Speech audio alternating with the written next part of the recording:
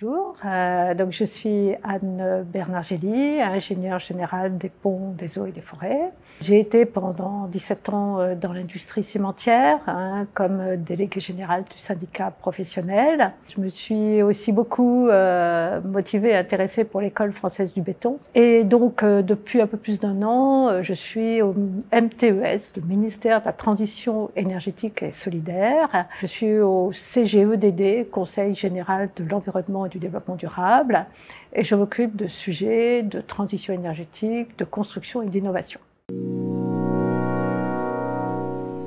La RSE s'applique plutôt aux entreprises, responsabilité sociétale et environnementale.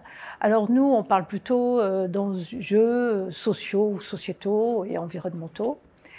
Si vous voulez, ça répond en fait à des textes ministériels. D'abord, la fameuse loi sur la transition énergétique et la croissance verte qui a été publiée en 2015, qui permet en fait de fixer des exigences pour que la France puisse répondre à la stratégie d'ailleurs européenne de limiter les émissions de gaz à effet de serre et en particulier le carbone à une neutralité carbone en 2050. Donc il y a une stratégie nationale bas carbone qui répond aux enjeux environnementaux européens. Et cette loi donc impose un certain nombre de contraintes environnementales. Il y a également d'autres textes réglementaires importants. Et il y en a un qui est plus récent, qui date du début 2020, qui est la loi sur le recyclage et la réutilisation des matériaux. Voilà. C'est toute cette responsabilité face aux enjeux sociaux et environnementaux qui est importante.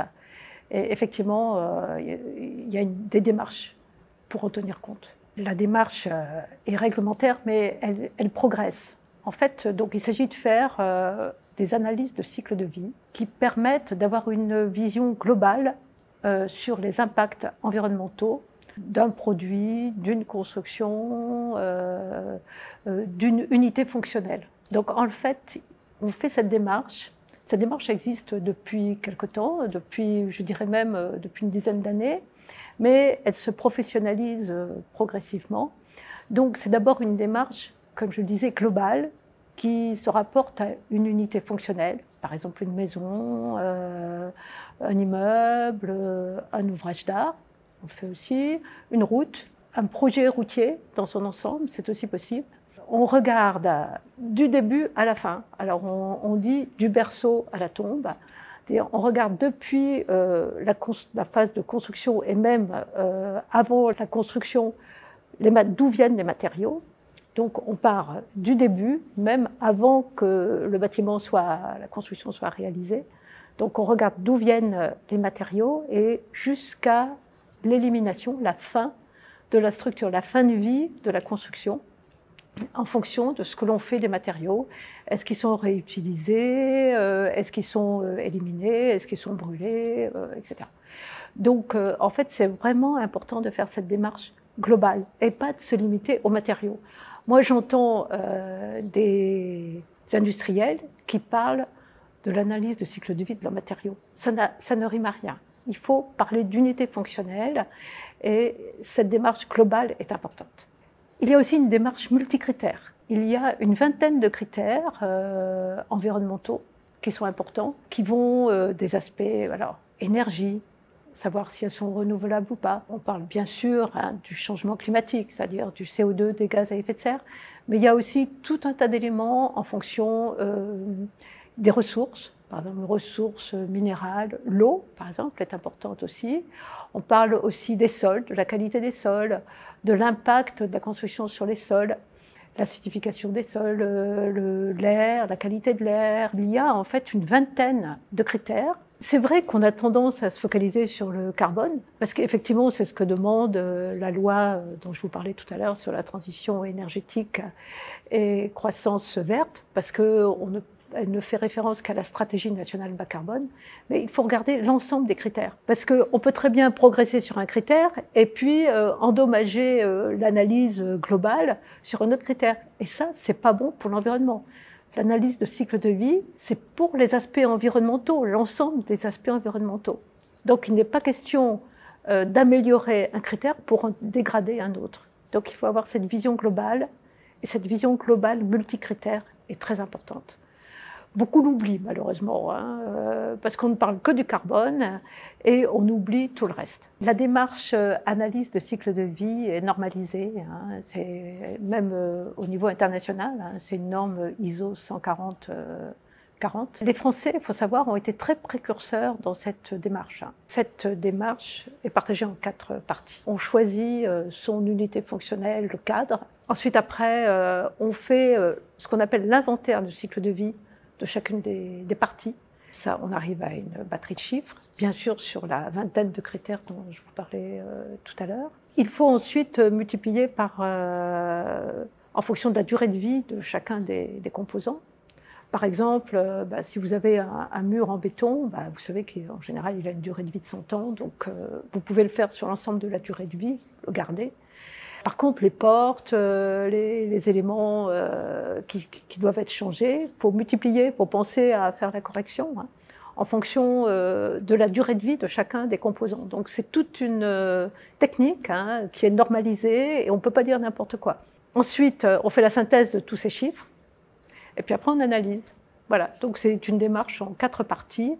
La plus importante, c'est l'inventaire.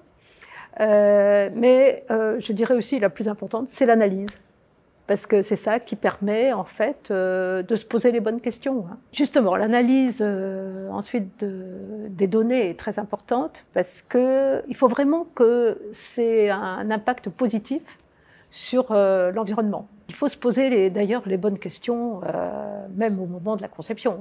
Je pourrais vous dire que ce qui est important, c'est l'éco-conception. Et même, je pourrais vous parler de l'architecture bioclimatique. On ne fait pas le même type de construction en fonction de l'orientation des points cardinaux, donc en fonction du soleil, en fonction des saisons. Donc il y a tout un tas de choses que les architectes connaissent bien, en fonction de l'orientation du bâtiment, du choix des matériaux aussi. On ne choisit pas forcément les mêmes matériaux, mais pas des surfaces vitrées plein nord.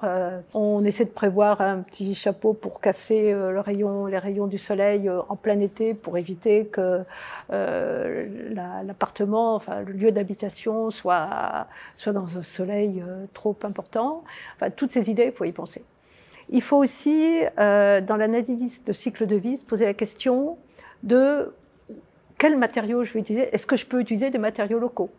Les matériaux locaux, ça a un impact important, d'ailleurs même dans le calcul de la CV, parce qu'il y a tous les éléments du transport, on les prend en compte dans le calcul de la CV. Donc on regarde d'où vient chaque élément de la construction. Donc les éléments de transport sont très importants et donc il faut aussi penser utiliser les matériaux locaux. Pareil, recycler localement ou utiliser les produits recyclés localement. Utiliser les déchets, parce que des fois même les déchets deviennent des produits utilisables.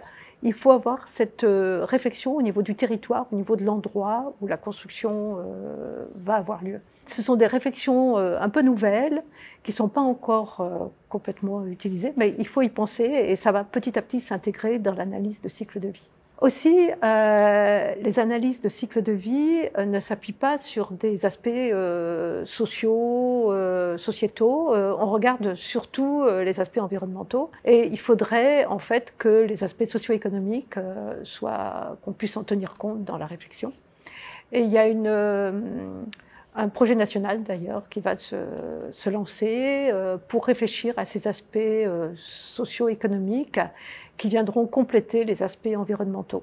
Parce que quand on parle de RSE, ce sont des enjeux sociaux et environnementaux. Donc il faut bien penser à l'ensemble, les aspects sociaux, sociétaux et les aspects environnementaux.